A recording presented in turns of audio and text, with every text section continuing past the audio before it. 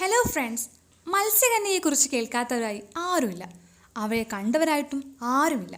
അത്തരമൊരു മത്സ്യകന്യയുടെ കഥയാണ് നാം ഇന്ന് കേൾക്കാൻ പോകുന്നത്. Welcome back to your channel tale reader. It's Sani here.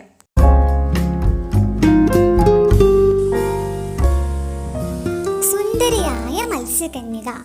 കരയിൽ ഒരുപാട് രാജ്യങ്ങളും രാജാക്കന്മാരും വൈവിധ്യങ്ങളും ഉള്ളതുപോലെ സമുദ്രത്തിലും രാജ്യവും രാജാക്കന്മാരും അതിലുപരി വൈവിധ്യങ്ങളുമുണ്ട്.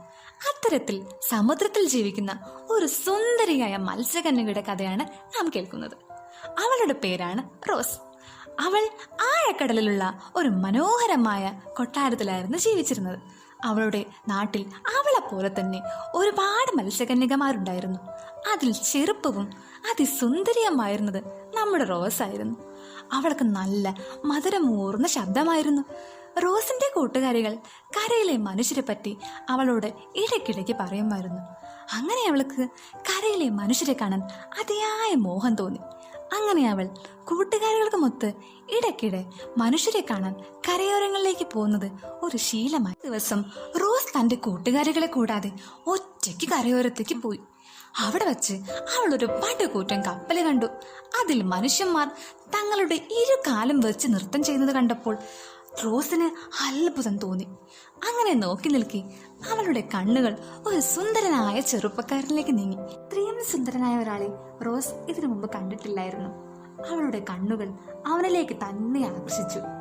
പെട്ടെന്ന് ആകാശത്ത് ഇരുട്ട് വന്നു മൂടി. സൂര്യപ്രകാശം തീരെ കുറഞ്ഞു.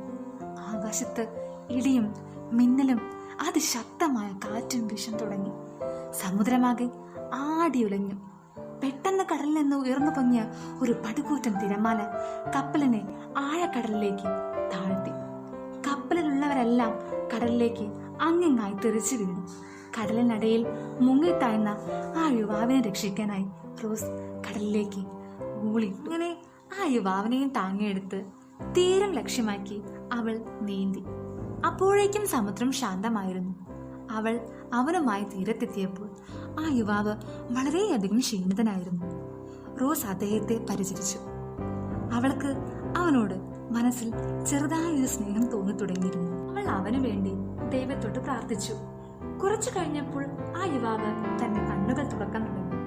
തന്നെ തിരിച്ചറിയാൻ മുന്നേ റോസ് അവനെ വിട്ടു മടങ്ങി.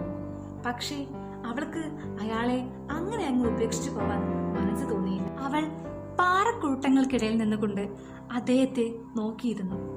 കുറച്ചു സമയത്തിനകം ഒരു പെൺകുട്ടി ആ യുവാവ് കിടക്കുന്ന ഭാഗത്തേക്ക് വന്നു. ആ യുവതി ഒരു വഞ്ചി കൊണ്ടുവന്ന് ആ യുവാവിനെ അതിൽ കിടത്തി എങ്ങോട്ടോ തുഴഞ്ഞുപോയി.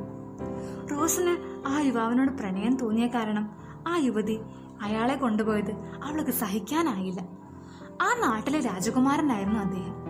സമുദ്രതീരത്തുള്ള കൊട്ടാരത്തിനടുത്ത് ആ യുവാവിനെ കാണാൻ വരുന്നത് അവൾ ഒരു പതിവാക്കി. ദിവസം കൂടുന്തോറും റോസിന് ആ യുവാവിനോടുള്ള പ്രണയം കൂടിക്കൊണ്ടേയിരുന്നു. ഈ കാര്യം അവളുടെ കൂട്ടുകാരികൾ അറിഞ്ഞു. അവർ അവളെ സഹായിക്കാൻ തീരുമാനിച്ചു. മനുഷ്യരൂപം സ്വീകരിച്ചാൽ മാത്രമേ അവൾക്ക് അവനെ സ്വന്തമാക്കാൻ കഴിയൂവെന്ന് അവർ പറഞ്ഞു കൊടുത്തു.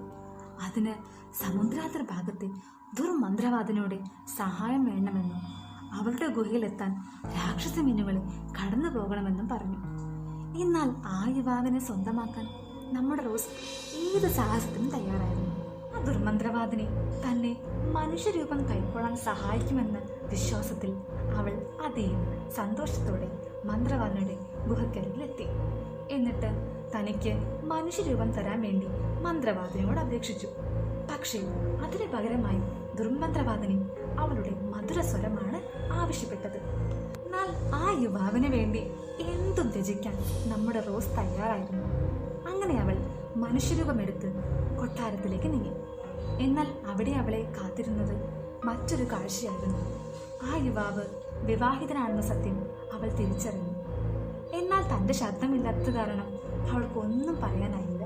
അവൾ സങ്കടത്തോടെ ദുർമന്ത്രവാദിയെ സമീപിച്ചിട്ട് അവളുടെ പഴയ രൂപവും ശബ്ദവും തിരിച്ചു നൽകണമെന്ന് അപേക്ഷിച്ചു. എന്നാൽ ആ ദുർമന്ത്രവാദിനി അതിന് തയ്യാറായില്ല. അവൾ സങ്കടത്തോടെ അവിടെ നിന്നും മടങ്ങി.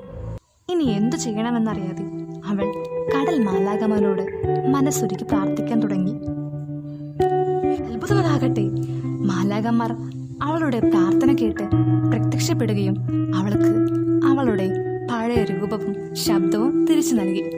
അവൾ മാലാഖമാരോട് നന്ദി പറഞ്ഞ് അവൾ അവളുടെ ലോകത്തേക്ക് മടങ്ങി. റോസിന്റെ ലോകത്ത് അവളെ കാത്ത് അവളുടെ പ്രിയപ്പെട്ടവരും കൂട്ടുകാരികളും നിൽക്കുന്നുണ്ടായിരുന്നു. പിന്നീട് അവൾ അവരുമൊത്ത് സന്തോഷത്തോടെ ജീവിച്ചു. ഈ കഥ ഇഷ്ടമായെന്ന് കരുതുന്നു. ഇഷ്ടമായാൽ ലൈക്ക് ചെയ്യുക, ഷെയർ ചെയ്യുക. കൂടുതൽ വീഡിയോകൾക്കായി ഞങ്ങളുടെ ഈ ചാനൽ സബ്സ്ക്രൈബ് ചെയ്യുക. തൊട്ടടുത്തുള്ള ബെല്ലൈക്കൺ പ്രസ് ചെയ്താൽ ഞങ്ങൾ അപ്ലോഡ് ചെയ്യുന്ന വീഡിയോ നിങ്ങൾക്ക് നോട്ടിഫിക്കേഷനായി വരുന്നതാണ്. മറ്റൊരു അടിപൊളി കഥയുമായി വീണ്ടും കാണുന്നവരേക്കും ഇറ്റ്സ് മീ സനി.